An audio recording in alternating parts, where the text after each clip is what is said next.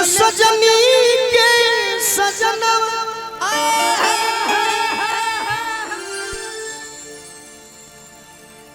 तू अपना पियावा के देख के खाड़ का हमारे अंग गुलाब तनी हेने आई अच्छा जे मुकेश राय के जानत हो चेहरा मिले बुझाता कि नहीं कर बड़ भाई हो साड़ू भाई हमारे अंग गुलाब नियन खिलाल बा मदनवा सुनी सुनी भगवान देखते हो जन बिहान हो खेती ये प्रभु अरे कि आज राजा जी के कोनवे जवान हो आज राजा जी के कोनवे जवान हो एकरा पर तू धर ले तू हमरा के तो लोग कहे कि जिया गोलू राजा हां जी जमा दी हलो लेकिन फायदा खातिर कायदा ना बिगाड़े के चाहिए ना हम दरबार के भी देखो काल भइले कथा भी होई हमर देवरिया सोतने ब्राह्मण समाज के संत आई बनी हमारे नाम से कम इज्जत दिया भाई सुनी सुनी भगवान जन बिहान हो खेती अगर भाव देव को कहते है जाके प्रेम से अरे कि आज राजा जी के कोनवे जवान हो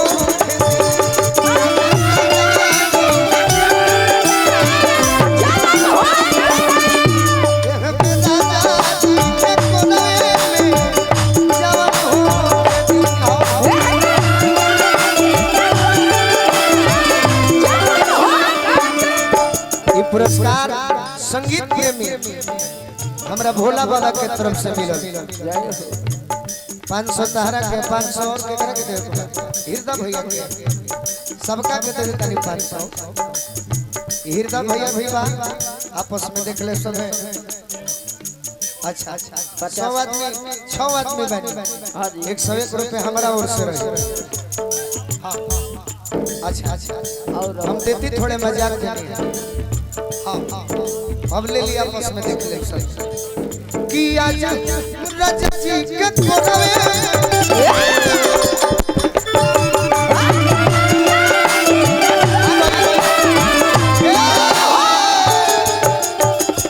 रहे जावना के डर हुए हो गई बा हां जी रात टोला में काट बरियार हो गई का लेकिन भौजी के देवर ए भाई जय दी कोनो बात ना आज हमनियों के गीत पे हम मंच पर प्रभु लोग तो खुश होइबे करी इंद्र भाई भी खुश हो गइल हां जी सही बात कि आज चले के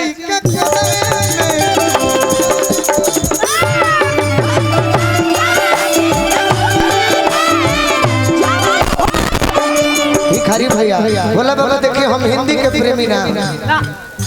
आज बड़का गायक यूट्यूब वाला भाई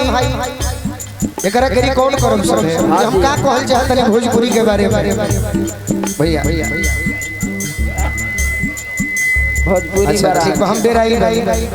हम प्रमोद भैया डेराई रहले से कि देखी बड़ी हमरा आगे जाए के रौरे सब के आशीर्वाद के बल पर तो हम ना चाहे कि जीवन में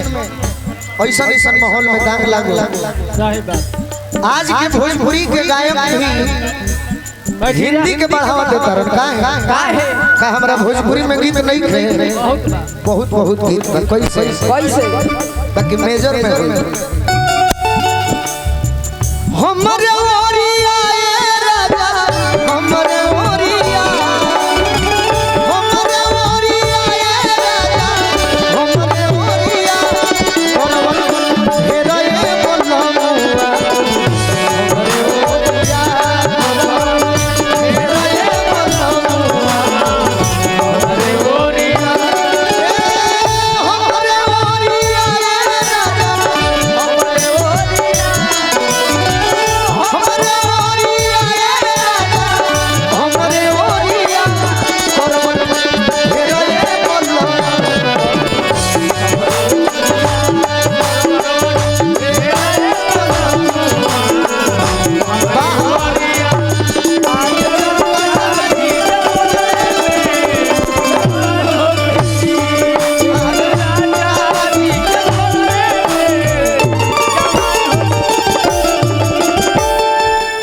भैया के भाई भाई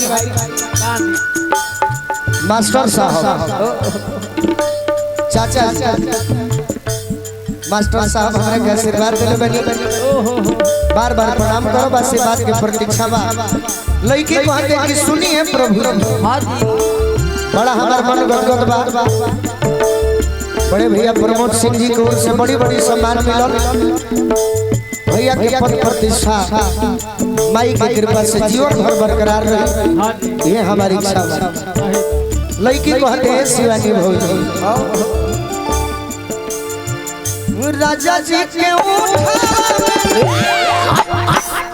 उठ जब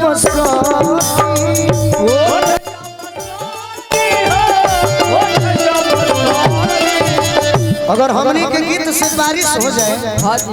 भले दहिया भीज जाए आ किसान के फायदा मिले तो ऐसा बारिश होके के चाहिए आप प्रोग्राम भी अच्छा होके जय हो ए भौजी राजा जी के उठा देखो ना उठ जब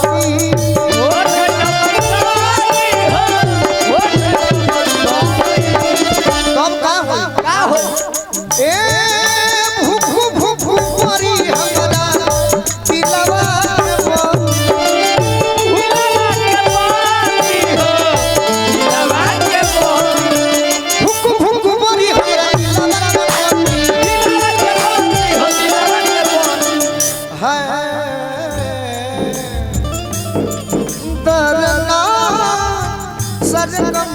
धनीसा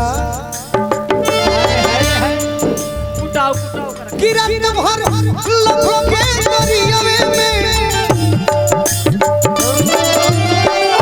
किरण भर लखों के दरियावे में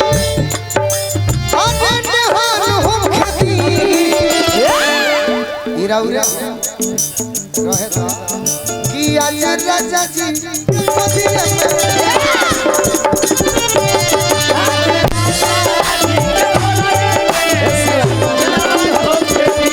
वीडियो बनावे लागल बनी नो तब से हम खुल गइल अच्छा एगो गाना हमर सुनी है सभे तनी ताली बजी हम लोग सुनले हो तो कौन गाना एमे सेट कर जाई हां जी तोर दिलवा कैसे मिला तोर दिलवा कैसे मिला धक धक करे किना हुई के बात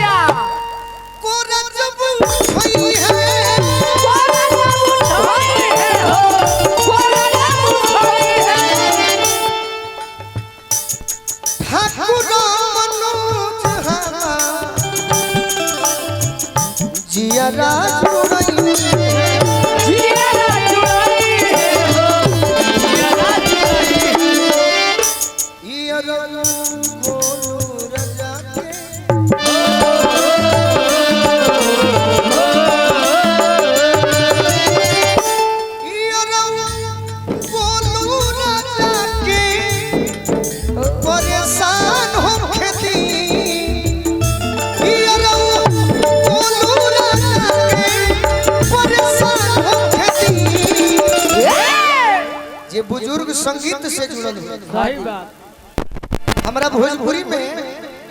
चौगुन के बड़ा महत्व है चौगुन जे चौगुन ना गाओ तो कुछ ना कि आज राजा जी के कोरवे में बाबा अरे जवान हो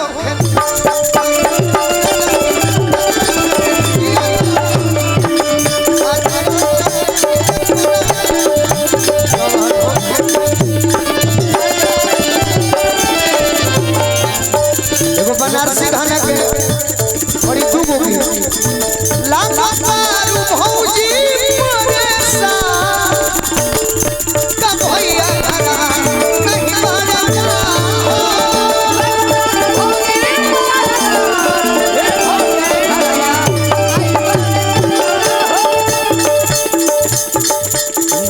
जान ले बता